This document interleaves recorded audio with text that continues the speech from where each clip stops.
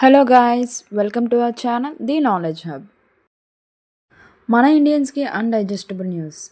అదే ఈ పహల్గామా attack. Pulwama attack తర్వాత ఇంత దారుణమైన అటాక్ జరగడం ఇదే ఫస్ట్ టైం.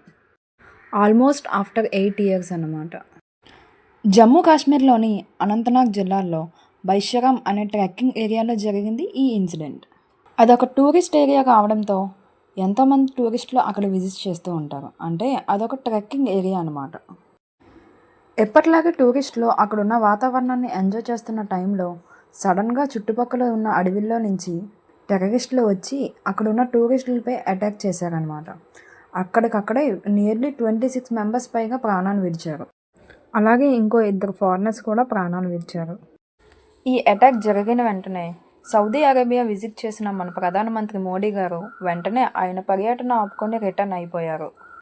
ఈ ఇన్సిడెంట్లో నియర్లీ 38 మెంబర్స్ పైగా సివియర్గా ఇంజ్యూరీ కావడంతో ఇంకా నెంబర్ ఆఫ్ డెత్స్ పెరిగే అవకాశాలు ఎక్కువగా కనిపిస్తున్నాయి. లష్కర్-ఇ-తైబాకు సంబంధించిన ది రెసిస్టెన్స్ ఫ్రంట్ అనే టెర్రరిస్ట్ గ్రూప్ ఈ అటాక్ చేసినట్లు తెలుస్తుంది. టెర్రరిస్టులు చంపే ముందు అక్కడున్న టూరిస్టులు అందరూ కూడా హిందువులను కన్ఫర్మ్ చేసిన తర్వాతే ఈ అటాక్ చేయడం జరిగింది.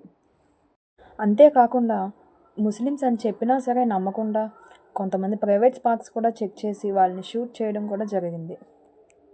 అలాగే కొంతమంది కళ్ళ ముందు అవి చూడలేక మమ్మల్ని కూడా చంపేయండి అని అడిగితే మీరు వెళ్ళి మీ మోడీకి చెప్పుకోండి అని అన్నారంట. ఎంత ధైర్యం ఉంటే, ఎంత తెగించి ఉంటే వీళ్ళు ఎంత కిరాతకానికి పాల్పడతారు. ఇంత భయంకరమైన టెర్రరిస్ట్ అటాక్ చేయడానికి కూడా చాలా ధైర్యం కావాలి. అసలు దీని వెనకాతల ఎవరి సపోర్ట్ ఉన్నదో తెలుసుకోవాలి. ఈరోజు రష్యన్ అంబాసిడర్ ఒక ట్వీట్ చేశారు. అసలు ఇండియన్స్ ఎందుకు అంత కామ్గా ఉన్నారు? వాటర్నే వెపన్గా వాడాలి. అంటే మన దగ్గర నుంచి వెళ్ళే సింధు జలాలే కదా వాళ్ళకి మూలాధారం. వాళ్ళని ఎందుకు ఇంకా ఆ వాటర్ తాగనిస్తున్నాం? దీనిపై ప్రతీకారం మొదలుపెట్టిన భారత్ పాకిస్తాన్పై కొన్ని కండిషన్స్ పెట్టింది. ఇండస్ రివర్ సిస్టమ్ అంటే ఇండస్ రివర్ నుంచి ప్రవహించే వాటర్ని 80% అలాగే 20% భారత్ వాడుకునేలా 1960లో ట్రీటీ సైన్ చేసుకున్నారు. ఇప్పుడు భారత్ ఆ సైన్ని బ్రేక్ చేస్తూ ఇండస్ వాటర్ ట్రీటీని ఆపేసింది. ఇప్పుడు ఆ రివర్స్ నుంచి వచ్చిన వాటర్ మీదే వాళ్ళ అగ్రికల్చర్ అండ్ ఎకానమీ కంప్లీట్గా డిపెండ్ అయి ఉన్నది. నెంబర్ 2, భారత్ పాకిస్తాన్ల అటారీ వాగ్ బోర్డర్ దగ్గర ల్యాండ్ బోర్డర్ క్రాసింగ్ని May 1 నుంచి ఇండియా కంప్లీట్గా ఆపేసింది.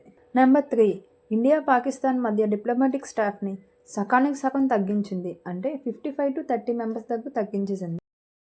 నెంబర్ 4, సార్క్ వీసాలోని ఎగ్జంప్షన్ భాగంగా పాకిస్తాన్ నుంచి ఇండియా వచ్చిన వారి వీసా కంప్లీట్గా ఆపేసింది.